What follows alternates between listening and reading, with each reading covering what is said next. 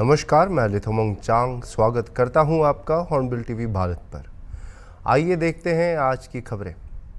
कांग्रेस प्रदेश कार्यालय में आज प्रेस वार्ता हुआ, जिसमें कांग्रेस के महासचिव अविनाश पांडे ने मीता गौतम को कांग्रेस ज्वाइन कराया।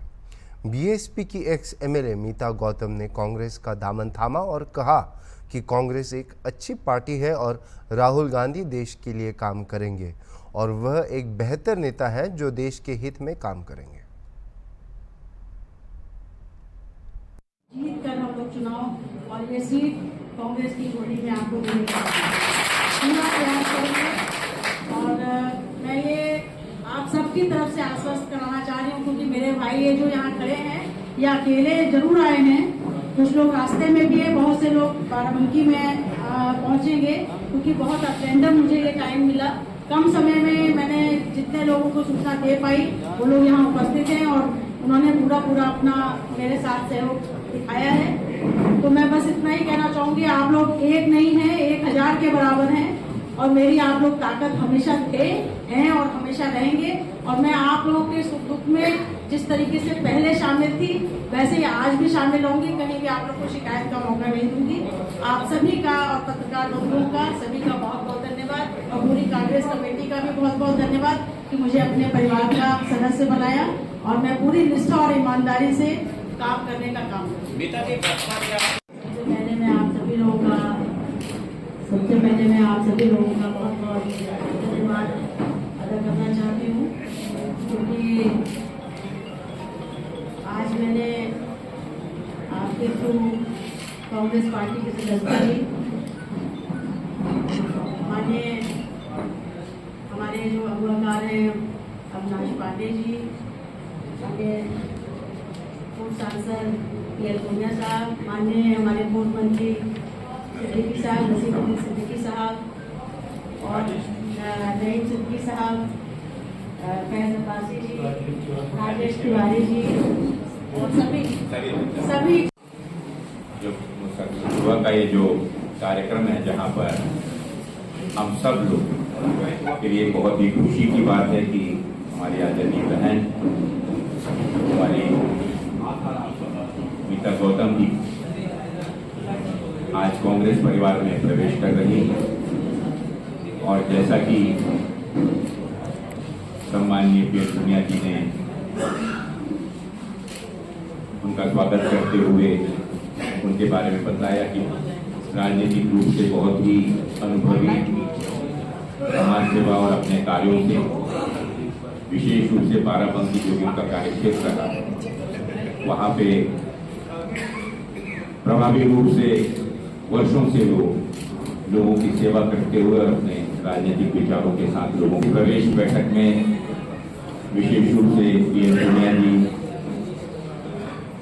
बहन मीता गौतम जी, आदरणीय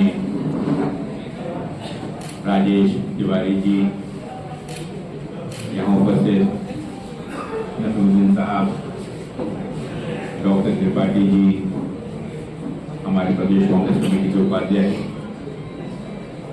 भाई दिनेश सिंह जी, हमारे मीडिया के प्रमुख मनीष जी, उपस्थित प्रदेश कांग्रेस कमेटी के सभी मेरे सम्मानीय पदाधिकारीगण, नईम सिद्दीकी साहब, नईम सिद्दीकी जी हमारे बहुत ही वरिष्ठ नेता, साथ में स्वागत करता हूँ चौहान जी का जिन्होंने आज कांग्रेस परिवार में प्रवेश किया, उपस्थित मेरे सभी साथी। जैसा कि आप सब जानते हैं कि आज देश की वर्तमान राजनीतिक परिस्थितियों को देखते हुए और विशेष रूप से माननीय राहुल गांधी जी के पिछले दिनों भारत जोड़ो यात्रा, जिसने एक आंदोलन का स्वरूप पूरे देश में लेते हुए देश की राजनीति को एक नई सोच, एक नए विचार करने के लिए मजबूर किया, उसे मद्देनजर रखते हुए हम सब स्वागत करते हैं हमारी बहन गौतम जी का कि आज लोकसभा के इस पावन पर्व पे, जबकि पूरे देश में एक लोकसभा का महापर्व चल रहा है चुनावों का, उस चुनावी पर्व में उन्होंने कांग्रेस परिवार, कांग्रेस के उम्मीदवार और गठबंधन के उम्मीदवार पुनिया जी को मदद करने का जाहिर रूप से और पार्टी में प्रवेश कर इसकी विचारधारा के साथ कार्य करने की जो उन्होंने अपनी राय व्यक्त की, उसके लिए मैं उनका स्वागत करता हूं और उनसे निवेदन करूंगा कि उनके इस प्रवेश पर वे 2 शब्द कहकर इस सदस्यता को स्वीकार करें। और जिस हमारी कोशिश यह है कि इस गठबंधन जिस उद्देश्य से बना है उस उद्देश्य की पूर्ति के लिए और हर स्तर पर, राष्ट्रीय स्तर पर जो समन्वय हुआ है, राष्ट्रीय स्तर पर गठबंधन का जो आपस में समझौता हुआ है, उसको हमने बहुत ही बखूबी और कुशलता पूर्वक राज्य स्तर पर हमने वो समन्वय स्थापित किया और इसी समन्वय को लोकसभा स्तर पर, हर विधानसभा स्तर पर, हर ब्लॉक स्तर पर और न्याय पंचायत से लेकर बूथ स्तर तक इस समन्वय को बेहतर तरीके से स्थापित करने के लिए एक संकल्प लेके हमने ये यात्रा शुरू की है। और आज तक के 28 लोकसभा मैं पूरा कर चुका हूँ। कार्यकर्ताओं में उत्साह है। जाने के बाद में जो छोटी मोटी उनमें आपस में समझौते में अगर कोई कमी होती है उसमें निश्चित रूप से हमें फायदा मिला है। आज मैं शुरुआत कर रहा हूँ सुल्तानपुर से अमेठी। यहाँ पर कांग्रेस पार्टी के जो कांग्रेस पार्टी, समाजवादी पार्टी, घटक दल के जो भी प्रमुख घटक हैं, पदाधिकारी हैं, जिला स्तर पे, बूथ स्तर के जो जिम्मेदार लोग हैं, उनके साथ बैठकर समन्वय और कैसे बेहतर हो सकता है और किस प्रकार से हम गठबंधन के उम्मीदवार की जीत को सुनिश्चित कर सकते हैं, उन उद्देश्यों को लेकर मैं निकला हूँ। एक बहुत सफलतम ये प्रयोग है और मुझे पूरी उम्मीद कि पूरे प्रदेश में गैर भाजपाई विचार के जितने भी मतदाता हैं, घटक दल हैं, उनको एकत्रित लाकर बेहतर समन्वय के साथ हम इस लड़ाई में निश्चित सफलता हासिल करेंगे। छत्तीसगढ़ के दुर्ग में एक महिला ने न्यायालय परिसर में एक वकील को थप्पड़ मारा, जिससे जिला न्यायालय के वकीलों ने किया चक्काजाम। इसके बाद उल्टा सिटी कोतवाली थाने में वकील के खिलाफ एक एफआईआर दर्ज किया गया। इस घटना के पीछे अधिवक्ता समुदाय में गहरा आक्रोश है, जिसका परिणाम स्वरूप थाना परिसर में भारी पुलिस बल मौजूद रही है।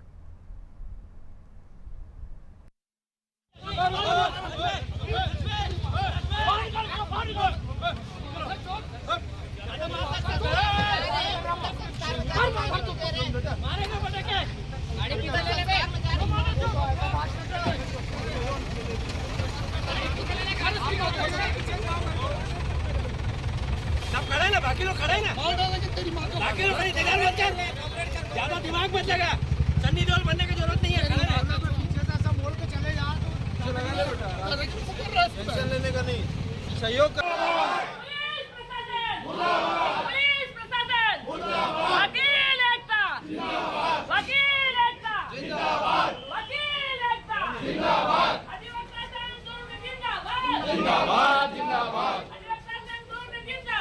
जिंदाबाद जिंदाबाद तैयार लड़ाई है, आगे और लड़ाई है। थाने के बाहर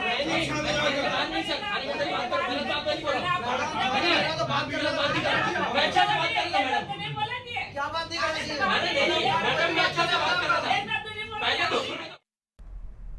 बीजेपी की ओर से आयोजित एक प्रेस कॉन्फ्रेंस में बीजेपी प्रवक्ता गौरव भाटिया ने कई टिप्पणियां की।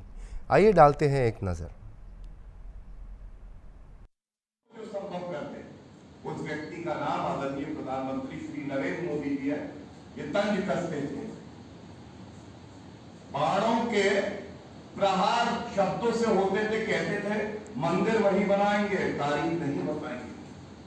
अब हम कहते हैं मंदिर वही बनाया है, तारीख भी बताया है, तुमको भी बुलाया है, लेकिन आ नहीं पाए। प्रभु राम की कृपा भी उसी पे होती है जिसने पुण्य किए होते हैं, जो कार सेवकों पे गोली चलाए, जो हिंदू अस्मिता को रोज ठेस पहुंचाए, जो वोट जिहाद की बात करे उस पे प्रभु राम की भी कृपा नहीं होती और जनता की भी कृपा नहीं होती। मैं इतना जरूर कहूंगा, कल नामांकन भरा बनाते हैं राहुल गांधी थर-थर कांप रहे थे। वो हम भारत माता की जय की बात करते हैं, हमारी मां भारत माता है। वो कह रहे थे मम्मी मम्मी भरना है पर्चा की भरूं कि ना भरूं। प्रधानमंत्री जी ने कुछ समय पहले ही ये कह दिया था, पहले वायनाड का चुनाव खत्म होगा, उसके बाद शहजादे किसी सेफ सीट से अपना भाग्य आजमाएंगे। और हुआ क्या? वही हुआ। अमेठी में जाने की हिम्मत इसलिए नहीं थी क्योंकि आज भारत की राजनीति और उत्तर प्रदेश की राजनीति में जो नामदार हैं वो थर-थर कांपते हैं, और जो कामदार हैं हमारी नेत्री जिन पे हमें अभिमान है, स्मृति ईरानी जी, उन्होंने अमेठी में ही उपनाम गांधी, नकली गांधी को हराया था। अब एक मेहनती, कर्मठ, संवेदनशील, जनता के प्रति समर्पित हमारी नेत्री स्मृति ईरानी जी के सामने ये अपरिपक्व पार्ट टाइम बालक क्या खड़े होते? तो वो भाग के गए रायबरेली। अब रायबरेली सोनिया गांधी जी छोड़ के पहले ही राज्यसभा से संसद की सदस्य बनी। क्यों? उनको पता था वो रायबरेली भी हारेंगे। अब जब सोनिया गांधी जी हारेंगी तो राहुल गांधी जी क्या जितवाएंगे? इसलिए मैं पंडित नहीं हूं, भविष्यवाणी नहीं करता हूं, लेकिन जनता का आशीर्वाद जो मिल रहा है, बिल्कुल स्पष्ट कह रहा हूं, 400 प्लस 80 और ये दोनों सीटें रायबरेली और अमेठी भारतीय जनता पार्टी जीतेगी। और राहुल गांधी वायनाड भी हारेंगे और रायबरेली भी हारेंगे, और कांग्रेस रायबरेली भी हारेगी और अमेठी भी हारेगी। और उसकी वजह मैं आपको बताता हूं। सबसे पहले हमें एक समझना होगा कि राजनीति जो है ये कोई पार्ट टाइम काम नहीं है।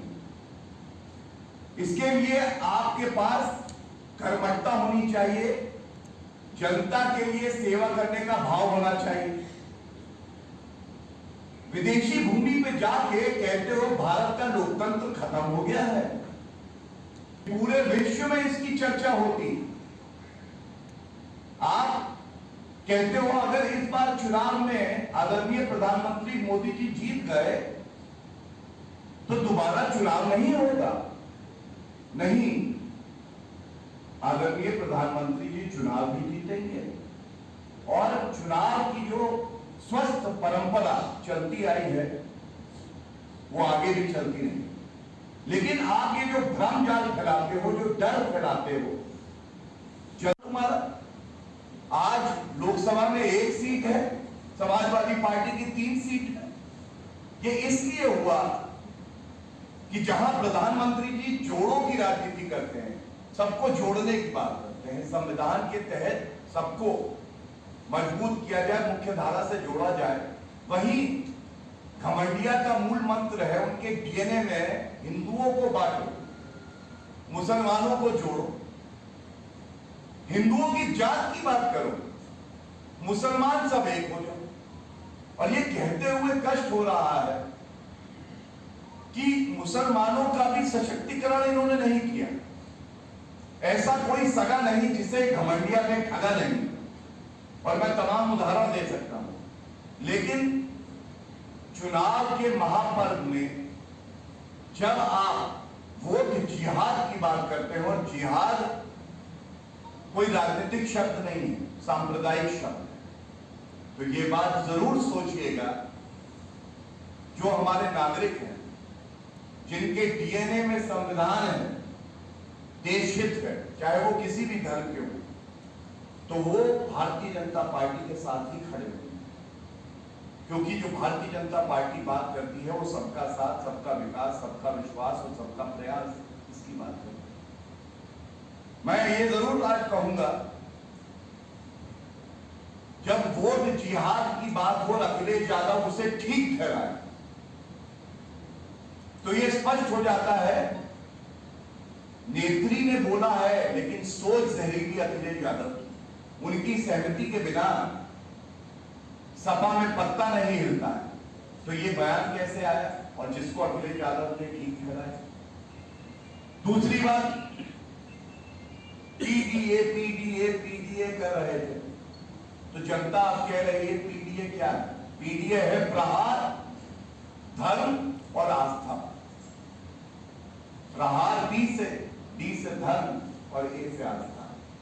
प्रहार करो धर्म और आस्था पे, हिंदुओं को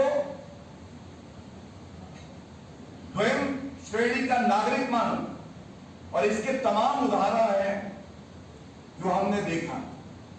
और यहां ये कहना गलत नहीं होगा और इस पे मैं आपका ध्यान आकर्षित करना चाहूंगा, विरासत में गद्दी मिल सकती है, बुद्धि नहीं।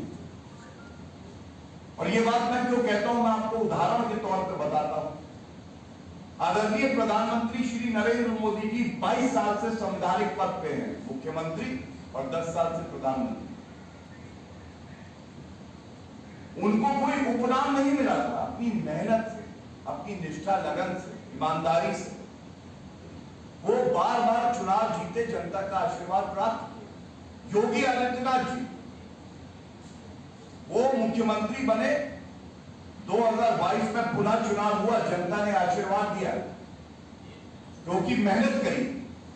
विरासत में गद्दी नहीं पाई थी, लेकिन बुद्धि थी, संविधान का पालन कैसे करना, जनता को साथ में लेके कैसे चलना। और 2 उदाहरण और दे दूंगा दूसरी तरफ के। कांग्रेस पार्टी, राहुल गांधी कहते थे कि अमेठी हमारा गढ़ है, गढ़ में हार गए। 80 सीटों पे 1 सीट पे आज है कांग्रेस उत्तर प्रदेश में। दूसरा उदाहरण अखिलेश यादव का, मुलायम सिंह यादव जी ने गद्दी पे तो बैठा दिया 2012 में, 2017 में रिपोर्ट कार्ड आना था आधे मुख्यमंत्री का। आधे मुख्यमंत्री का रिपोर्ट कार्ड आया, जनता ने लिखा एफ फेल, पुनः मुख्यमंत्री नहीं बने। क्यों? क्योंकि ईवीएम की बात करते हैं, कहते हैं ईवीएम जो है मैच फिक्सिंग हो रखी है। ये राहुल गांधी, प्रियंका वाड्रा, अखिलेश यादव, इनके बयान है। मैं पूछना चाहता हूं, सर्वोच्च न्यायालय का अभी 1 सप्ताह पहले एक जजमेंट आया। मैं वरिष्ठ अधिवक्ता हूं, सर्वोच्च न्यायालय में बड़ी जिम्मेदारी से पूछना चाहूंगा, सर्वोच्च न्यायालय ने क्या कहा? सर्वोच्च न्यायालय ने स्पष्ट शब्दों में कहा कि बिना तथ्यों के, बिना प्रमाण के संवैधानिक संस्थाओं पे उंगली उठाना, प्रहार करना, यह स्वस्थ परंपरा नहीं है। इससे भारत के लोकतंत्र का नुकसान होता है। और उस याचिका को जो वीवीपैट को करके थी उसको निरस्त किया। लेकिन सवाल फिर यह भी पूछा जाएगा, राहुल गांधी जी जहां भी आप छुपे हुए हैं, ये बताइए, जब आप हिमाचल में चुनाव जीत जाते हैं, जब तेलंगाना में चुनाव जीत जाते हैं, तो वीवीपैट, ईवीएम ये ठीक होता है, लोकतंत्र की जीत होती है। और जब आप हार जाते हैं तो लोकतंत्र खतरे में आ जाता है। ये किस तरह की बचकानी, ओछी, घटिया राजनीति? ये सवाल जनता पूछ रही है। और जैसा आदरणीय गृह मंत्री श्री अमित शाह जी ने भी कहा, और जनता के मन का भी ये भाव है, आप किसी से भी पूछिए, ये जो राहुल गांधी नामक रॉकेट 20 कोशिशें कर चुके हैं। ये रॉकेट लॉन्च इसलिए नहीं होता कि इस रॉकेट में प्रॉब्लम है, आप लॉन्च करते नहीं। बताया जा रहा है, रॉबर्ट वाड्रा जी भी कह रहे थे कि हम भी लड़ना चाहते हैं। भाई, अगर राहुल गांधी का रॉकेट डिफेक्टिव है तो हमें लड़ लेने दो। लेकिन हमने देखा किस तरह से परिवारवाद की पराकाष्ठा, चाहे कांग्रेस पार्टी हो चाहे सपा हो, पुनः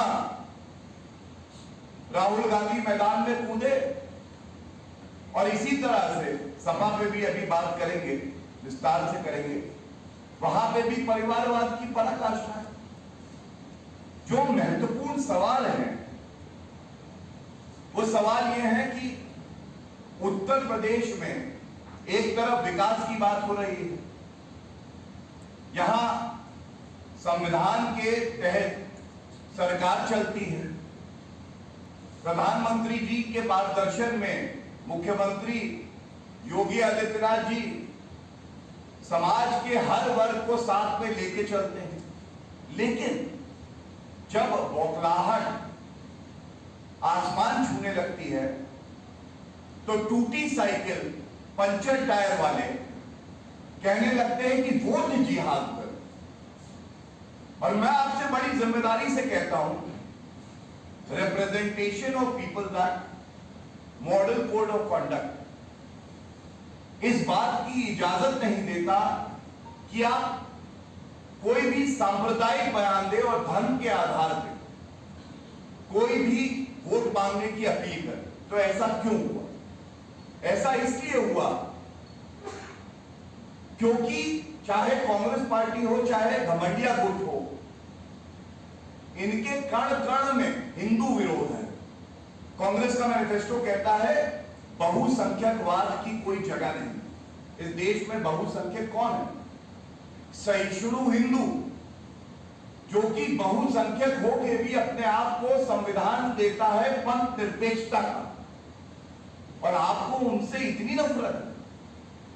आप वोट जिहाद की बात करते हो। मैं पूछना चाहूंगा, क्यों नहीं आपने बात करी जो आप सरकार में रहे अपनी उपलब्धियों? क्यों कांग्रेस ने आत्मचिंतन नहीं किया और ये नहीं पूछा कि भाई एक समय पे आगरा लखनऊ एक्सप्रेसवे पर एक भीषण हादसे में राम मंदिर दर्शन के लिए जा रहे 2 श्रद्धालुओं की मौत हुई और 9 घायल हो गए। तेज़ रफ्तार ट्रक ने इको कार में पीछे से मारी टक्कर, जिसके वजह से गाड़ी अनियंत्रित हो गई और कार पलट गई। सभी घायलों को मेडिकल कॉलेज में दाखिल किया गया है। क्या हादसा हो गया है? कहाँ से कहाँ जा रहे थे? हम लोग ग्वालियर से अयोध्या जा रहे थे। फिर क्या हुआ? कुछ मालूम ही नहीं पड़ा हम लोग को। अचानक एकदम गंदा हो गया था। उठ के देखा तो मेरा हाथ फंस गया था। मेरे मिस्टर दब गए थे, मेरी बहन छोटी नीचे गिर गई थी, ये बहन भी ऐसा फंस गई थी। कितने लोग थे कार में? कार में 11 थे, 3 बच्चे और 8 जन थे बड़े। सभी लोग ठीक हैं? हाँ, 2 जन ये हो गया ना, मेरे मिस्टर और मेरी बहन। बाकी सभी लोग घायल हैं? घायल है। अभी के लिए इतना ही, और खबरों के लिए देखते रहिए हॉर्नबिल टीवी।